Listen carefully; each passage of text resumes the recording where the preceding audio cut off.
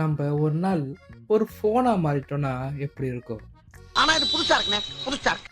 ஃபோனா மாறிட்டோம்னா இந்த சிங்கிள் பசங்க கையில மட்டும் மாட்டிடவே கூடாது.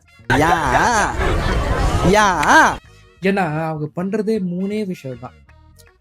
1 வாட்ஸ்அப் போவானுங்க, இன்ஸ்டா போவானுங்க, ஃபேஸ்புக் போவானுங்க, திருப்பி வாட்ஸ்அப் போவானுங்க, இன்ஸ்டா போவானுங்க, ஃபேஸ்புக் போவானுங்க. வந்தா சுட்டா செத்தா ரிப்பீட். ஒரு மெசேஜும் வந்திருக்காது. எதுக்கு போறானுங்கன்னு நம்மளுக்கே தெரியாது. ஒரு ஃபோன் ஆடுதா நம்மளே டென்ஷன் ஆயிடும். யாரா இவனுங்க?